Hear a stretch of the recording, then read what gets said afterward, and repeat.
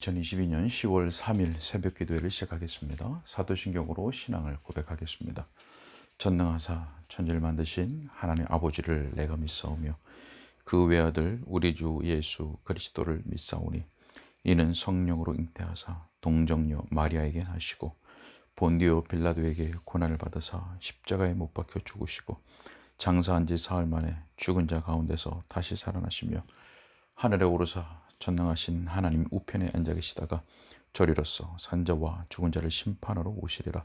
성령을 믿사오며 거룩한 공예와 성도가 소리 교통하는 것과 죄를 사하여 주시는 것과 몸이 다시 사는 것과 영원히 사는 것을 믿사옵나이다. 아멘. 시편 찬송가 40장 함께 찬양하겠습니다. 시편 찬송가 40장입니다. 시편 19편 11절로 14절의 말씀입니다. 주의 종이 경계 삼고 이를 지켜 상이 크네. 허물 깨닫는 자니뇨 숨은 허물 씻기소서. 주의 종이 고범죄를 짓지 말게 하옵시고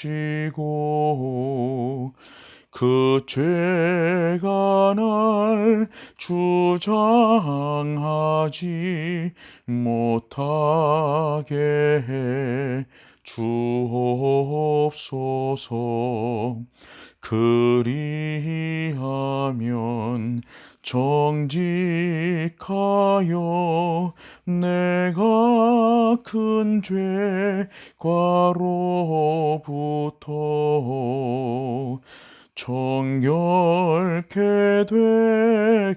되겠사오니 주여 날 받아 주소서. 나의 반석 여호와여 나의 입에 모든 말과 나의 마음의 묵상이 연락되기 원합니다. 아멘. 하나님 말씀은 출애굽기 21장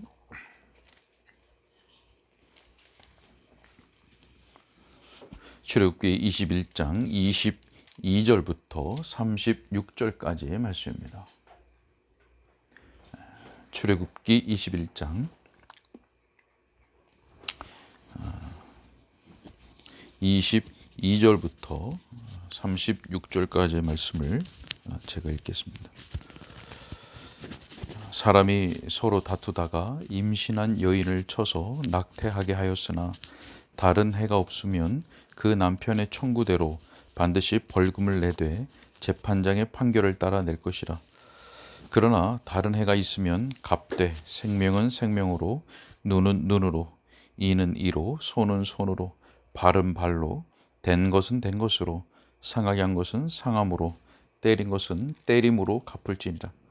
사람이 그 남종의 한 눈이나 여종의 한 눈을 쳐서 상하게 하면 그 눈에 대한 보상으로 그를 놓아줄 것이며 그 남종의 이나 여종의 이를 쳐서 빠뜨리면 그 이에 대한 보상으로 그를 놓아줄지니라.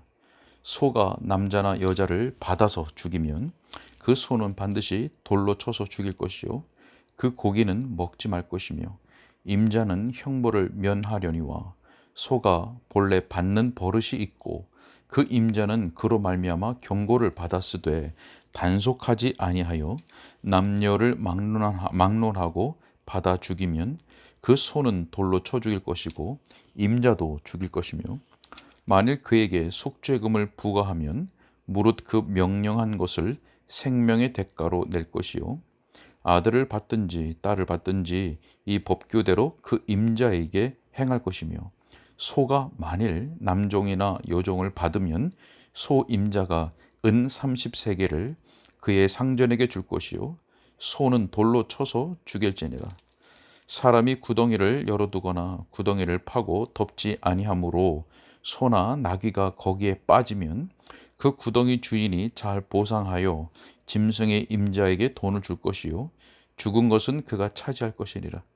이 사람의 소가 저 사람의 소를 받아 죽이면 살아있는 소를 팔아 그 값을 반으로 나누고 또한 죽은 것도 반으로 나누려니와 그 소가 본래 받는 버릇이 있는 줄을 알고도 그 임자가 단속하지 아니하였으면 그는 그 소로 소를 갚을 것이요 죽은 것은 그가 차지할지니라. 아멘.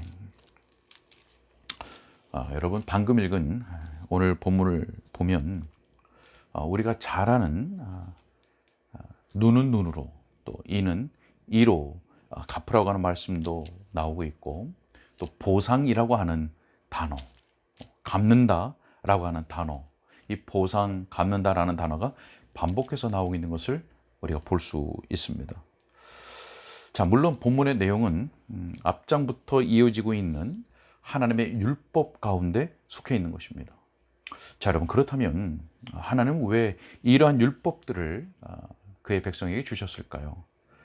받은 대로 돌려주라. 눈은 눈으로, 이는 이로 받은 대로 돌려주라 라고 하는 복수를 조장하는 그런 말씀일까요?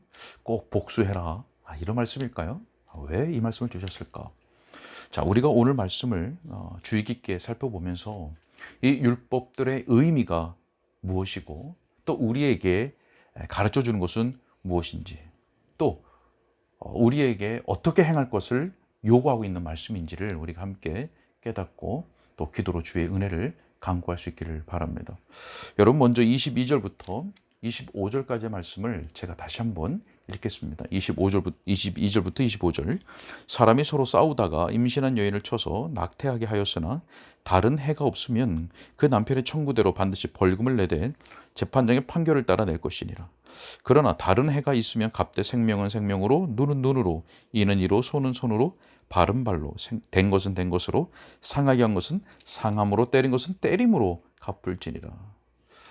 자, 여러분 율법에는 이렇게 임신한 여인에 대한 특별한 배려와 또 특별한 보호가 기록되어 있습니다. 자, 그 이유를 우리가 충분히 짐작할 수 있듯이 유산을 일으킬 수 있는 그 어떠한 상해도 가해서는 안 된다는 것을 우리에게 말씀해 주고 있습니다. 자, 유산을 일으킬 만한 그 어떤 상해도 입혀서는 안 되기 때문에 이렇게 말씀을 하십니다. 자, 그런데 이 율법 속에는 이렇게 임신한 여인을 보호하는 법규도 있지만 그것과 함께 동형복수법이라고 하는 보복법이 포함되어 있습니다. 여러분 이 동형복수법 이게 뭘까요? 그것은 피해자가 당한 것과 같은 종류, 또 피해자가 당한 것과 같은 방식으로 가해자를 처벌하는 것을 말합니다. 동형복수법. 자, 누군가 다른 사람의 눈을 상하게 하면 가해자의 눈을 상하게 하고 또 누군가 다른 사람의 이를 상하게 하면 가해자의 이를 상하게 하는 것입니다.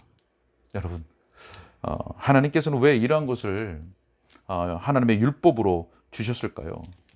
자, 우리가 이런 눈에는 눈, 이에는 이렇게 보기만 해도 단순하게 보기만 해도 안갚음을 해라 이런 말 같은 이런 법을 왜 주셨을까? 무슨 의미일까? 자, 여러분 여기에 중요한 세 가지의 원리가 있습니다. 중요한 원리 세 가지. 여러분 첫째는 하나님께서 이렇게 말씀하시는 것은 동형복수법을 말씀하시는 것은 지나친 복수를 막기 위한 것입니다. 첫 번째는 지나친 복수를 막기 위한 것이다. 여러분 그래서 상응하는 값을 치르게 하도록 하신 겁니다. 여러분 우리 인간의 부패한 본성이 어떻습니까? 누군가가 내 오른뺨을 치면 우리가 자연스럽게 왼쪽 뺨도 돌려대게 됩니까? 우리의 본성이 그렇습니까? 네, 그렇지 않죠. 앙심을 품고 뺨을 때렸으면 나는 주먹질로 갚아주고 싶은 것이 바로 우리 부패한 사람의 성향입니다. 누가 나한테 한마디를 하면 한마디를 더 보태서라도 더 해주고 싶고 돌려주고 싶고 한 대라도 더 때려주고 싶은 것, 이것이 우리 부패한 인간의 경향 아닙니까? 여러분, 그래서 하나님은 율법을 통해서 더 많이 복수하는 것을 금하신 것입니다. 자, 첫 번째 원리였고요. 두 번째 원리는, 하나님께서 이 법을 주신 두 번째 원리는, 다른 사람에게 해를 끼치면 그에 따라서 자기도 보응을 받게 된다라고 하는 사실을 반드시 기억하게 하시기 위해서 이런 법을 주신 겁니다. 다른 사람의 해를 끼치면 자기도 보응을 받는다는 겁니다. 여러분, 그래서 결국 자기 몸을 소중히 여기듯, 자기 자신의 몸을 소중히 여기듯 다른 사람도 소중히 여기고 다른 사람에게 해를 끼치지 않도록 하시기 위해서 그것을 주의하라고, 다른 사람에게 해를 끼치지 않도록 주의하라고 이러한 법을 주신 것입니다. 여러분, 방금 말씀드린 이것은 하나님께서 죄에 대하여서 벌하시는 원리, 하나님께서 벌하시는 원리와 동일합니다. 사사기 1장 7절의 말씀을 보면 이렇게 말씀합니다. 하나님이 너가 행한 대로 너에게 갚으심이로다 하니라. 하나님이 네가 행한 대로 네게 갚으심이로다, 이렇게 말씀합니다. 시편 7편 16절에 또 이렇게 말씀합니다. 그의 재앙은 자기 머리로 돌아가고 그의 포악은 자기 정수리에 내리로다. 그 재앙이 자기에게로 돌아간다. 한 말씀 더 볼까요? 골로새서 3장 25절 말씀에 보면 불의를 행하는 자는, 불의를 행하는 자는 불의의 보응을 받으리니 주는 사람을 외모로 취하심이 없느니라. 무슨 말씀입니까? 하나님께서 공의롭게 불의에 대하여 보응하신다, 심판하신다, 이 말씀입니다. 여러분, 하나님께서는 그 자신의 섭리, 하나님의 섭리를 통하여서 불의를 행하는 자들에게 그 보응을 내리시는 겁니다. 자, 여러분, 여기에 연결해서 이 법의 세 번째 원리가 나옵니다. 자, 셋째 원리는 복수하는 것이 개인의 손에 맡겨지지 않았다는 것입니다. 개인에게 그 복수가 맡겨지지 않았다. 여러분, 이 율법을 보면 앞에서 읽은 22절부터 25절의 말씀, 동형 복수법을 보면 마치 사람이 자기 스스로 복수하는 것이 허용된 것처럼 보입니다. 너 마음대로 복수해, 이렇게 복수가 허용된 것처럼 보입니다. 그러나 이 율법의 올바른 해석과 올바른 적용은 자기 스스로 복수하려고 하지 말고 공의롭게 보응하시는 하나님께 맡기라고 하는 겁니다. 너가 복수하려고 하지 말고 하나님께 맡겨라. 이 법의 올바른 해석과 적용입니다. 여러분, 베드로전서 2장 21절의 말씀을 보면 그리스도도 너희를 위하여 고난을 받으사 너희에게 본을 끼쳐, 본이 되셨다, 본을 끼쳐 그 자취를 따라오게 하려 하셨느니라 라고 말씀합니다. 자, 그리고는 23절에 내려가서 베드로전서 2장 23절에 가면 이렇게 말씀합니다. 욕을 당하시되 맞대어 욕하지 아니하시고 고난을 당하시되 위협하지 아니하시고 오직 공의로 심판하시는 이에게 부탁하시며. 여러분, 앞에서 설명드린 것이 이 베드로전서 2장 말씀에서 그대로 우리에게 말씀해 주고 있습니다. 예수님께서 본을 보이셨습니다. 그 자취를 우리로 하여금 따라오라고 말씀하셨습니다. 무엇입니까? 욕을 당하되 맞대어 욕하지 아니하셨고 고난을 당하시되 위협하지 아니하고 오직 공의로 심판하시는 하나님께 의탁하셨다. 여러분, 예수님께서 이렇게 말씀하십니다. 마태복음 5장 39절에 보면 예수님께서 이렇게 말씀하십니다. 나는 너희에게 이르노니 악한 자를 대적하지 말라. 누구든지 너의 오른뺨을 치거든 왼편도 돌려대며. 여러분, 근데 44절로 내려가면 더 나아가서 이렇게 말씀하십니다. 나는 너희에게 이르노니 너희 원수를 사랑하며 너희를 박해하는 자를 위하여 기도하라. 여러분, 무슨 말씀입니까? 우리에게 해를 끼친 그 사람에 대해서 보복할 생각을 하지 말고 오직 공의로 심판하시는 하나님께 의탁하고 우리는 어떻게 하라고 하는 겁니까? 우리는 그를 용서해 주라고 하는 명령인 것입니다.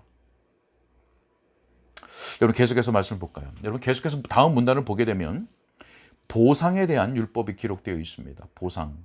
자, 그런데 특히 28절의 말씀부터 보면 계속해서 음매하는 소가 언급되어 있는 것을 우리가 볼 수 있습니다. 여러분, 무엇에 대한 또 무엇을 위한 율법일까요?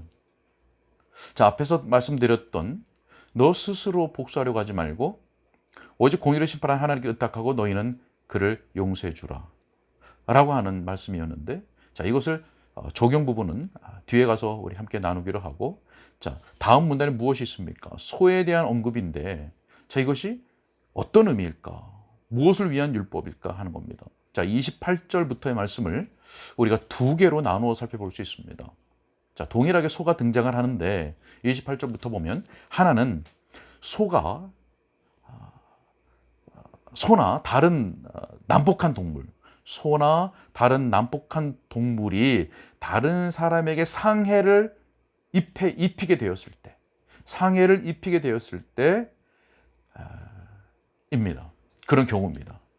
그래서 소나 다른 난폭한 동물에 의해서 사람이 상해를 입게 되었던 경우, 이게 첫 번째고, 두 번째는 뭐냐면 또 하나는 소나 다른 가축이 상해를 입게 된 겁니다. 첫 번째는 소나 난폭한 동물이 사람에게 상해를 입혔던 거고 경우이고, 두 번째는 소나 가축이 상해를 입게 된 경우. 자, 이럴 때 어떻게 되는가? 자, 먼저는 소나 다른 난폭한 동물에 의해서 사람이 상해를 입게 된 경우입니다. 자, 여러분, 여기 소의 주인이 있습니다. 한 소의 주인이 있습니다. 그런데 이 주인이 소를 관리함에 있어서 부주의하여서 다른 사람에게 상해를 입히게 되면 그 소의 주인은 결코 그 책임을 면할 수 없다고 하는 겁니다. 왜 그렇습니까? 부주의하고 방조한 잘못이 있는 겁니다. 자, 그래서 상황에 따라서 가축이 죽게 되든지 아니면 보상금을 주고 그 생명의 대가를 지불해야 했던 겁니다. 자, 이것이 율법입니다. 자, 여러분, 여기에는 상해를 입은 자가 성인이든 아이든 차별이 없습니다. 아이라고 해서 그 책임이 결코 가벼워지지 않습니다. 동일하게 그 죄의 값을 물어야 됩니다. 자, 여러분, 특히 29절의 말씀을 보면, 그 소가 본래 난폭합니다. 본래가 난폭했습니다. 그래서 주인이 이 소가 난폭하다는 것을 알았고 또 그 부주의한 것에 대해서 이미 경고를 받은 적도 있습니다. 자, 그런 이러한 경우에는 그 가축과 함께 주인도 죽이도록 했습니다. 알면서도 방조한 것에 대한 잘못. 자, 여러분, 하나님께서 왜 이런 율법을 주셨습니까? 그것은 우리가 의도적으로 다른 사람에게 해악을 끼치지 않았다는 것, 그것만으로 충분하지 않다는 말씀입니다. 직접적으로나 간접적으로 다른 사람에게 해를 끼치거나 잘못을 저지르지 않도록 매우 주의하라고 하는 말씀입니다. 여러분, 하나님은 이러한 율법을 통해서 자기 백성이 어떤 모습으로 세워져 서가기를 원하시는지 우리에게 보여주셨던 겁니다. 자, 또 하나 경우가 있었죠. 소나 자기의 다른 가축이 상해를 입게 된 겁니다. 앞에서는 자기의 소나 가축이 다른 사람에게 상해를 입혔던 경우인데, 두 번째는 소나 다른 가축이 상해를 입게 된 경우입니다. 여러분, 어떤 한 사람이 있었습니다. 자, 그런데 그 사람이 구덩이를 파놓게 되었습니다. 자, 그런데 그 구덩이에 소가 빠져 죽게 되었습니다. 자, 이럴 때는 구덩이를 판 사람은 그 소 주인에게 소 값을 보상해야 됩니다. 자, 본문에 보니까 근데 구덩이를 파고 덮지 않은 경우가 또 나오지요. 자, 구덩이를 팠는데 덮지 않은 경우에 대해서도 말씀하는데 고의는 아닙니다. 그죠? 일부러 그 소를 죽이려고 파놓은 것은 아니지만 파놓았다가 덮지 않아서 부주의해서 그 소가 빠져 죽은 겁니다. 여러분, 고의적이라 하지 않는다 할지라도 부주의하고 다른 사람을 배려하지 않은 탓에 피해가 일어난 일이기 때문에 보상하라고 하는 율법입니다. 자, 여러분, 마찬가지로 생각해 볼까요? 하나님께서 왜 이런 율법을 주셨습니까? 앞에서 말씀한 것과 큰 의미에서는 동일합니다.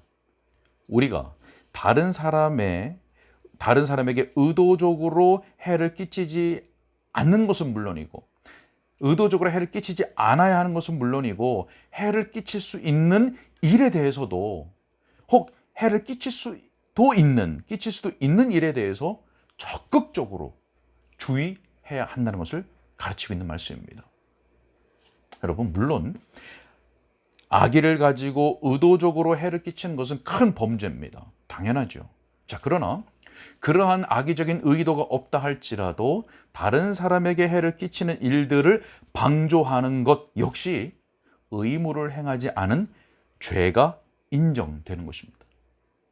여러분, 그래서 우리는 다른 사람에게 해를 끼치지 않는 것만으로 충분하지 않다라고 하는 것을 꼭 기억해야 됩니다.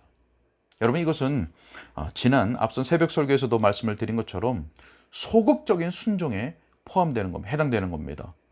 다른 사람에게 해를 끼치지 않는 것만으로 충분하다. 이것은 소극적인 순종입니다. 우리는 그것을 넘어서 다른 사람이 해를 입게 되는 결과를 낳을 만한, 다른 사람의 해를 입게 될 만한 그런 상황들을 방지하고 오히려 그들에게 유익이 될 수 있도록 하는 그런 노력들이 있어야 하는 것입니다. 여러분, 로마서 14장 13절에서 이렇게 말씀합니다. 그런즉 우리가 다시는 서로 비판하지 말고 도리어 부딪힐 것이나 거칠 것을 형제 앞에 두지 아니하도록 주의하라. 부딪힐 것이나 거칠 것을 형제 앞에 두지 아니하도록 주의하라. 여러분, 무슨 말씀입니까?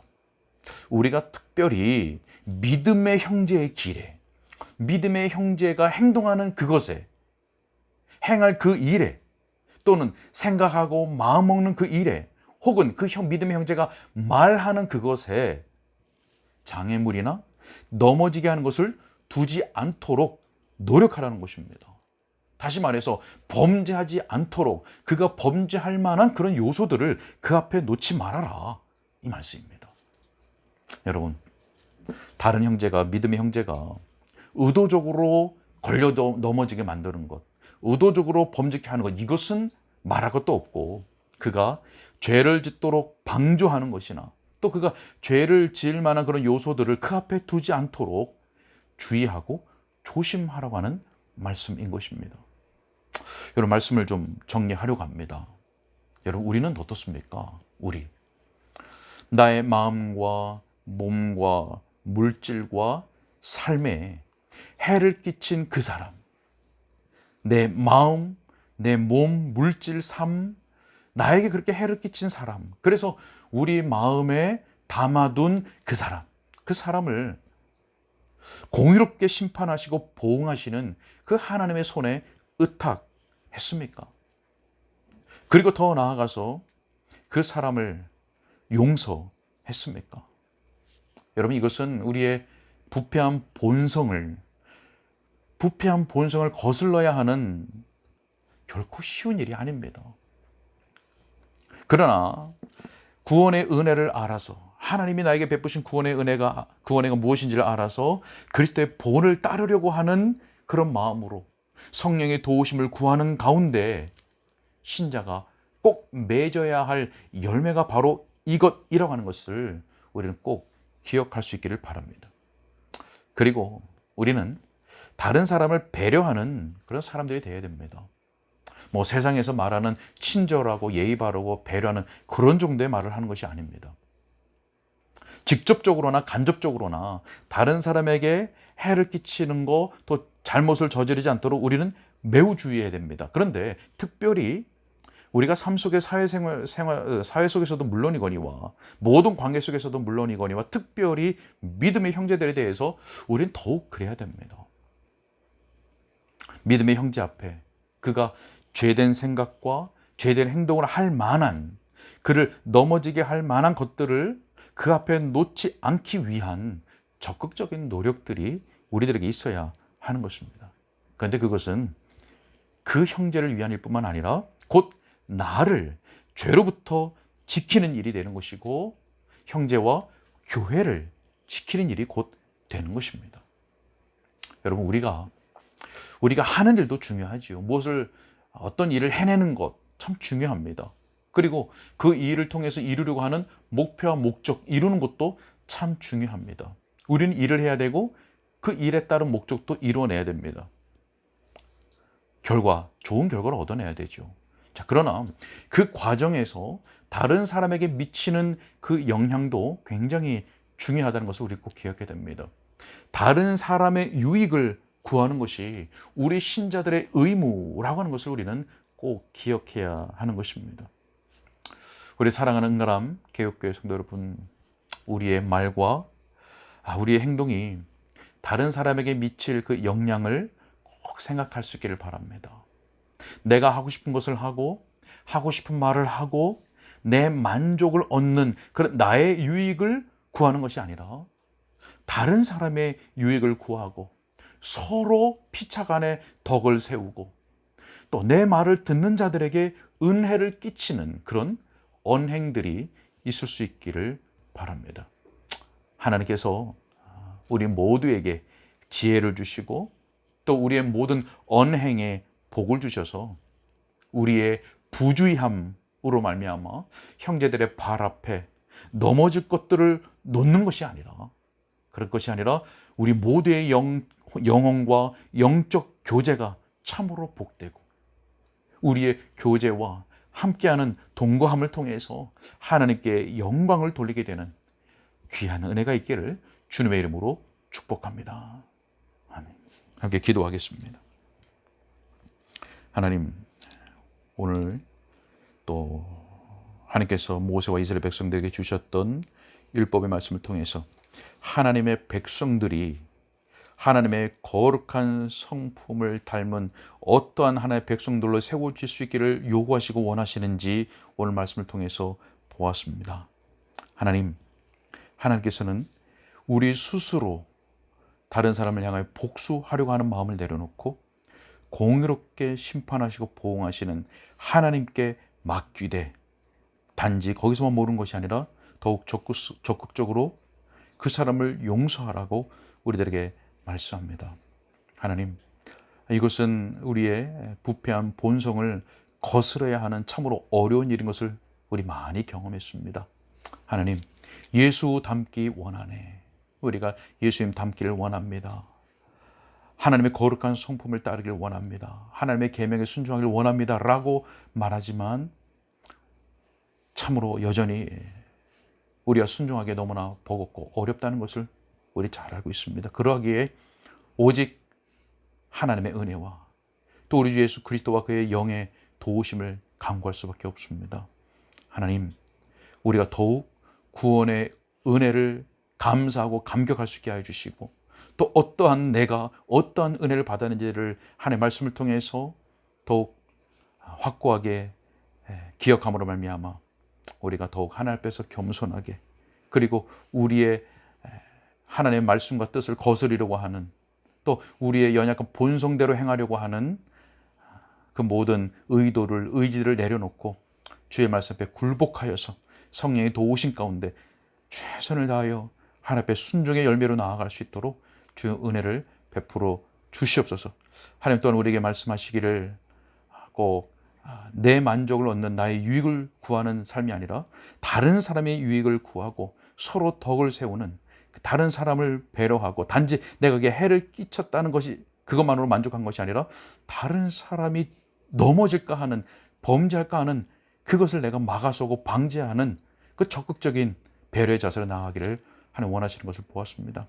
하나님, 우리의 삶 속에서 적극적으로 순종의 삶을 살아서 하나님께서 함께 연합하여 동거하게 하신 함께 하늘의 부름을 받은 믿음의 형제로 묶어주신 우리 사랑하는 형제들을 더욱 사랑으로 섬기되 혹 그가 나의 언행으로 말미암아 마음에 상함이 있거나 또는 그것으로 인해서 또 원망함이 생기고 불평이 생기고 그래서 그의 마음과 생각으로 범죄할까 하는 그런 것까지도 우리가 주의 말씀을 따라서 우리가 배려하고 또 주의하는 우리가 될 수 있도록 하나님 도와 주시옵소서. 그래서 나도 올무에 걸리지 아니하고 우리 사랑하는 믿음의 형제들도 올무에 걸리지 않아 우리 믿음의 지체들이 함께 우리 교회가 하나님의 거룩한 성품을 닮은 예수 그리스도를 닮은 복된 성품을 지닌, 거룩한 성품을 지닌, 또 수고와 행함이 있는 사랑을 세워가는 그런 복된 공동체가 될 수 있도록 은혜를 베풀어 주시옵소서. 우리 작은 공동체, 우리 가정에서부터 서로 이러한 사랑의 또 실천들을 잘 감당할 수 있도록 도와주시고, 또 이번 주부터 우리 교회 각 가정들마다 또 부지런히 가정 예배를 시작하고 또 진행하려고 합니다. 하나님께서 우리의 마음 가운데 가정 예배를 향한 한 마음을 이루게 해주시고, 또 가정 예배를 통해서 하나님께 주시는 귀한 영적인 유익들을 사모하고 소망하는 마음 주셔서 항상 함께 가족이 모여서 하나님의 말씀을 또 듣고 읽고 나누고 기도함으로 말씀 위에 든든히 세워진 가정, 또 주의 말씀으로 하나 된 가정, 또 참된 사랑에 있는 가정, 또 열심히 주를 섬기는 가정, 무엇보다 우리 자녀들이 말씀과 성령 안에서 강건하게 자라가는 그 복된 은혜가 있는 가정들로 다 세워지도록 하나님 은혜를 베풀어 주시옵소서. 우리 지체들 가운데 또 여러 가지 또 질병으로 인하여 연약한 지체들이 있습니다. 하나님 꼭 기억하여 주시고 강건하게 회복시켜 주시고 또 건강을 허락하여 주옵소서. 주님께 의탁하옵고 예수 그리스도 이름으로 기도하옵나이다.